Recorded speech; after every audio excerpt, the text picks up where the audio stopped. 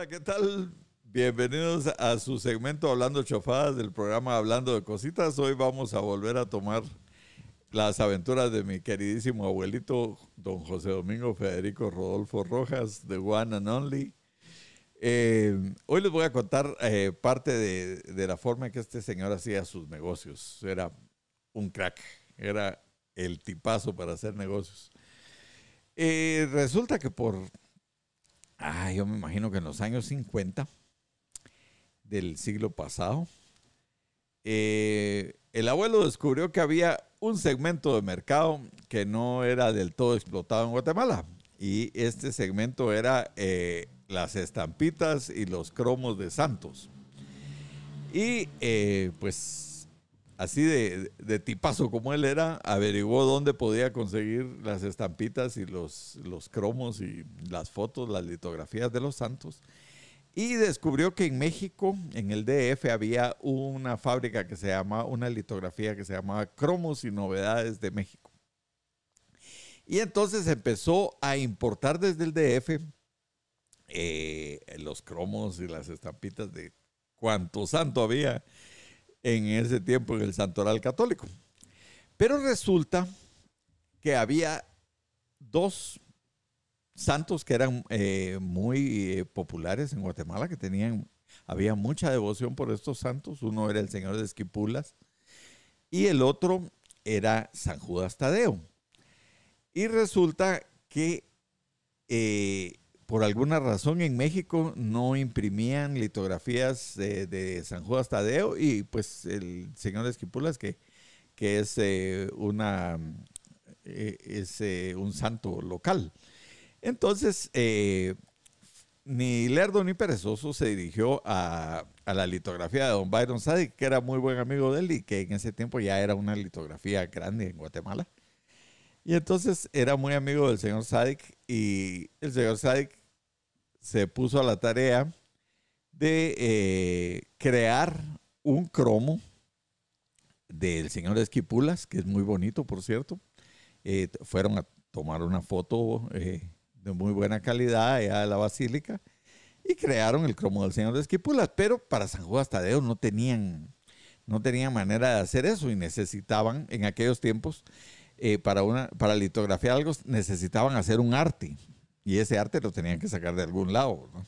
Entonces el abuelo empezó a ver dónde lograba encontrar un lugar donde imprimieran litografías de San Judas Tadeo, pero el problema es que si traía las litografías ya hechas salían muy caras. Entonces, pues empezó a comerciar con alguna litografía en Italia. En aquel tiempo, acuérdense que las comunicaciones eran bien difíciles, complicadísimas.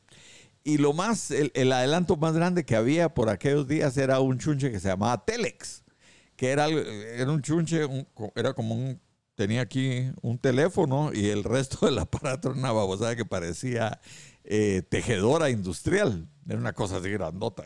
Tenía que tener unas antenas y no sé qué. Y ninguna empresa tenía. Aquí en Guate solo lo tenía Guatel. Entonces, para ir a poner un Telex había que ir a Guatel y no sé qué y no sé cuántos. Y solo las empresas muy grandes tenían un aparato de estos. Para recibir, o si no lo recibían en alguna central telefónica y el telex llegaba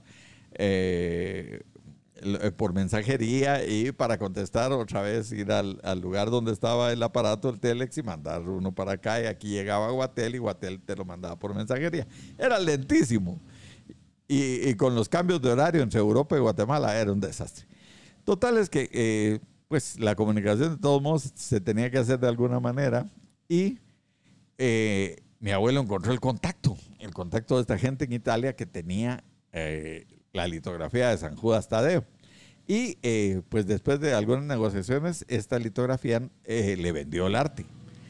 Entonces vino el arte de Italia, mi abuelo se lo llevó al señor Sadik y pues empezaron a hacer las pruebas para la impresión de la litografía de San Judas Tadeo, que entonces iban a ser dos